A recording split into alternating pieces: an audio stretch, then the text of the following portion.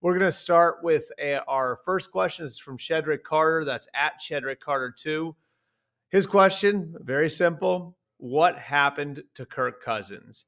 And I think this is complex. I think there are layers to it. I think first and foremost, this is an older player coming back off an Achilles injury. And the reality of it is early in the year, there were signs that he didn't have the same pop in his arm. And part of that is being able to push off when the Achilles injury is in your plant foot. That's generally what happens. And that's the Achilles injury he suffered. We've seen some of that from Aaron Rodgers as well this year. And so, I think that there is some element of that. Early in the year, he didn't have the same pop. I think it came back to him a little bit. He struggled a little bit more of late. I'm not sure he's quite the same player yet, which is to be expected of a guy who's on the back half of his 30s and having suffered this injury, which is tougher for older players than it is for younger players to come back from. I think sometimes we look at some of these things and think it's automatic now because of the advances that have been made in modern medicine that they will come back the same. It's not always the case. So I'm not sure that he was exactly the same. Doesn't mean he can't be the same down the line. It's just a lot of times that first year back, there are some of those things where you can see the effect of the injury. And remember, this isn't like a Josh Allen or a Patrick Mahomes who's coming in with overwhelming arm strength to begin with. So if you lose a little off your fastball, if you're Kirk Cousins, it can cost you.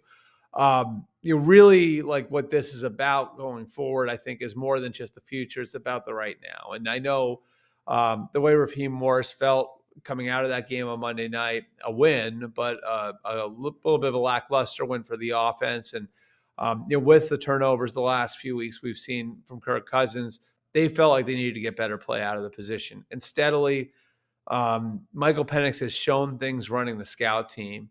And they haven't really elevated him or given him the opportunity to run with the first team much. Like when they were in camp, it was very clear cut. Kirk Cousins with the ones, Michael Penix with the twos. As the season started, very clear cut.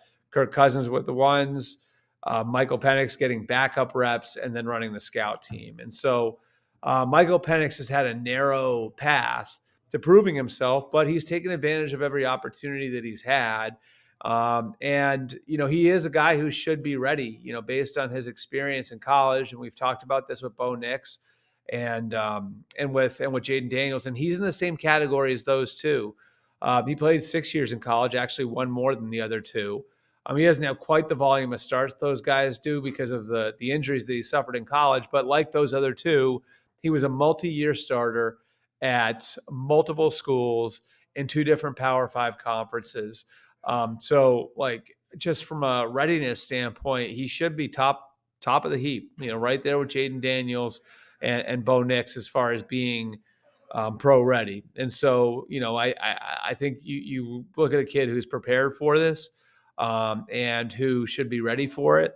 And now you see, we'll see if they can get better production from the position. What's really interesting is going forward, what this means for the franchise. You'd assume this means the likelihood now is that Penix will be the starter in 2025, or at least the door is wide open for that to happen. The Falcons sunk $62.5 million in cash into Kirk Cousins this year. It sucks.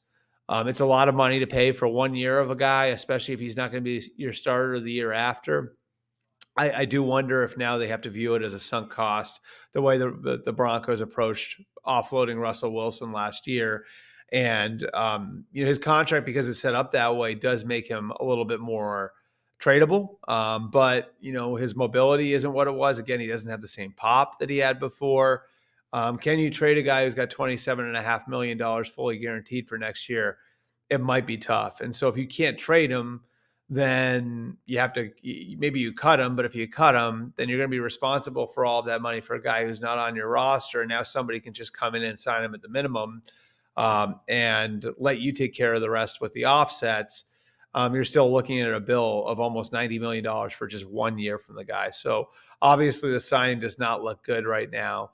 It's going to be about how the Falcons approach it. And I think, in large part too, about how Michael Penix looks over the next 3 weeks.